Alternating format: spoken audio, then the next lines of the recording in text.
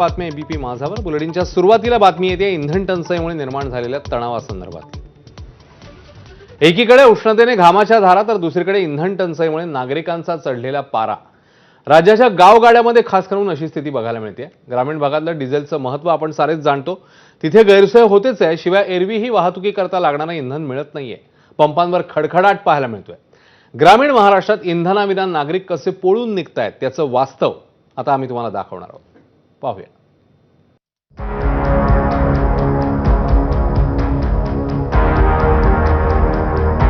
बुलढाण्यात कॅनमध्ये पेट्रोल देत नाही म्हणून कर्मचाऱ्याला लाथाबुक्क्यांनी मारहाण करण्यात आली। बुलढाण्यात 4 जण तलवार आणि कोयता घेऊन पेट्रोल पंपावर पोहोचले आणि त्यांनी कर्मचाऱ्याला मारहाण केली आहे। बीडमध्ये पेट्रोल पंपावर शेतकऱ्यांच्या कॅनसह लांबच लांब रांगा पाहायला मिळतात। डिझेलसाठी तासनतास रांगेत उभं राहावं लागतंय। सरकारने एकदा डिझेल द्यावा, नाही तर मग शेतकऱ्याची काहीतरी सुविधा करावा। शेतकऱ्याची परिस्थिती भयानक आहे, बिकट आहे। वाशिममध्ये सलग 8व्या दिवशी डिझेलची टंचाई आहे, त्यामुळे शेतकरी आणि वाहन चालकांनी गर्दी केली आहे। काल 3 वाजतापासून सर्व शेतकरी बांधव इथे हजर आहेत आणि उन्हाचा फार मोठा हे आहे। बरं, तरी शेतकरी बांधव डिझेलसाठी शेतातले कामं काही खोळंबलेले आहेत, तरी या सरकारने डिझेल साठा जास्तीत जास्त उपलब्ध करून द्यावा ही शेतकऱ्याची विनंती आहे। परभणीत तर डिझेल मिळत नसल्यानं शेतकरी आक्रमक झाले। त्यांनी शहरातील वसमतमध्ये रास्ता रोको केलाय।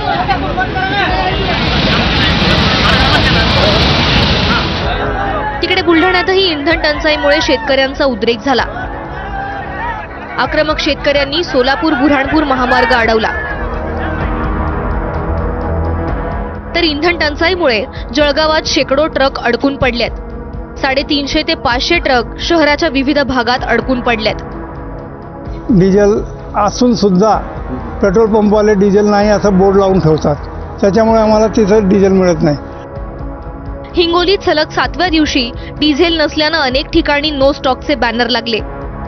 डिझेल संपल्यानं शुकशुकाट पाहायला मिळतोय। अकोल्यामध्ये भर उन्हात नागरिकांनी पेट्रोल पंपांवर गर्दी केली आहे। पंपाबाहेर मोठी रांग लागली। एकीकडे राज्यातलं इंधन टंचाईचे वास्तव आता आपण पाहिलं तर दुसरीकडे प्रशासनाने साठेबाजी करणाऱ्यांवर कारवाईचा इशारा दिलाय। मुख्यमंत्र्यांनी काही ठिकाणी तणाव असल्याचं मान्य करत साठेबाजी न करण्याचं आवाहन केलं, तर मंत्री भुजबळांनीही पुरेसा साठा उपलब्ध असल्याचं सांगितलं।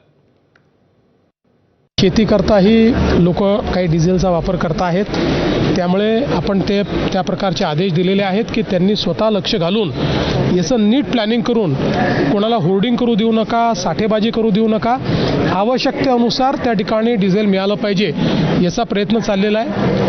काही ठिकाणी निश्चितपणे तणावाची स्थिती तयार झाली आहे, पण ही काही सर्वदूर तणावाची स्थिती असं नाही आहे। मला वाटतं एखाद दुसऱ्या ठिकाणी एखादा इन्सिडेंट होतो तो जास्त हायलाईट होतोय, पण तोही होऊ नये याकरता प्रयत्न आम्ही करू। भीतीने लोक जे आहेत पेट्रोल डिझेलचा साठा करत आहेत। साठा आपला वाढलाय, आपण त्यांना जास्त उपलब्ध करून देतो आहोत। कुणी कॅन्स वगैरे भरून घेऊन जाऊ नये, पिंप वगैरे भरून ठेवू नये। दरम्यान इंधन टंचाईबाबत मुख्यमंत्री एक सांगतात आणि मंत्री वेगळंच सांगतात अशी टीका खासदार सुप्रिया सुळेंनी केली। एकाच सरकारमध्ये माननीय मुख्यमंत्री म्हणतात की नाही काही काळजी करू नका, सगळं ठीक आहे। त्यांच्याच मिनिस्टर मधले कॅबिनेट मिनिस्टर आदरणीय माननीय भुजबळ साहेब म्हणतात 30च दिवसाचं आहे। केंद्र सरकार एक म्हणतं, आम्ही विश्वास कुणावर ठेवायचा? जर सरकारमधूनच 2 वेगळ्या माहिती बाहेर येत असतील तर सामान्य माणसाची करायचं काय आणि जबाबदारी कधी घेणार?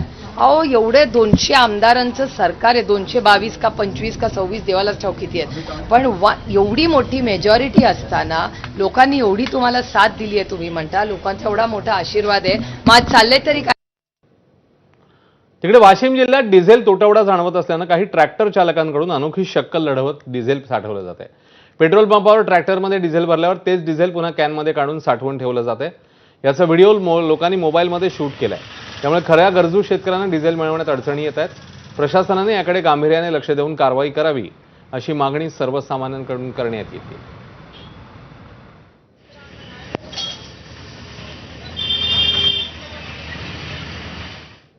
तर इंधन टंचाईमुळे शेतकरी हैराण झालाय। ग्रामीण भागात खरीपपूर्व मशागतीला सुरुवात झाली, मात्र डिझेल अभावी शेतकऱ्यांची कामं रखडली आहेत।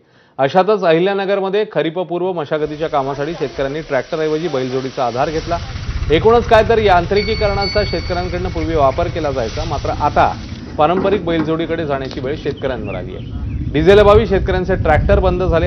शेती मशागतही वेळेत व्हावी याकरता शेतकऱ्यांना आजूबाजूच्या गावातून बैलजोडी मागवून शेतीची कामं करावी। डिझेल टंचाईमुळे बैलाला मागणी जास्त आलेली आहे। रोज 10-12 शेतकरी फोन करतात शेतीच्या कामासाठी। प्रत्येक गावामध्ये मागणी येते, पण आता हे शक्य नाही।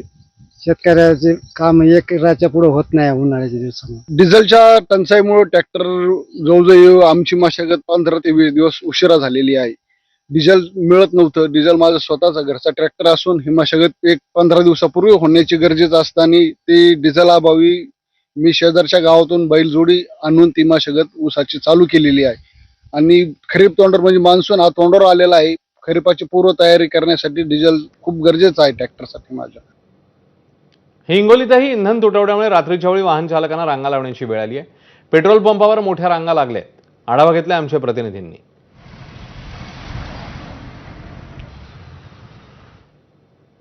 मागील आठवडाभरापासून हिंगोली जिल्ह्यातल्या डिझेल टंचाईची परिस्थिती कायम असल्याचं पाहायला मिळते। अगोदर ज्या कॅनच्या रांगा असायच्या आता थेट वाहनांच्या रांगा लागल्या आहेत। जी काही दिवसा गर्दी राहायची ती आता दिवसा सुद्धा आणि रात्री सुद्धा गर्दी राहू लागली आहे। मी सध्या हिंगोली शहरातल्या पोलीस दलाच्या पेट्रोल पंप समोर आहे आणि पेट्रोल पंप तो पलीकडल्या बाजूला आहे। तिथून जे वाशिम रोडला असलेल्या वाहतूक शाखेपर्यंत इंदिरा चौकापासून ही संपूर्ण गर्दी आपल्या या ठिकाणी पाहायला मिळते। ट्रॅक्टर चालक, ऑटो चालक ज्यांना ज्या वाहनांना डिझेलची आवश्यकता आहे असे सर्व पिकअप ट्रक या रांगेमध्ये थांबलेले आहेत। डिझेल मिळावं या अपेक्षेने वाहनधारक असो शेतकरी असो थांबलेले आहेत, कारण सध्या उन्हाळा सुरू आहे, पावसाळा जवळ येईल, शेतीच्या पेरणीपूर्व मशागतीची कामं करायची आहेत आणि या अपेक्षेनं सर्व शेतकरी या ठिकाणी डिझेलसाठी गर्दी करू लागलेले आहेत। माधव दिपके, एबीपी माझा, हिंगोली। तर मराठा आंदोलक मनोज जरांगेंसंदर्भात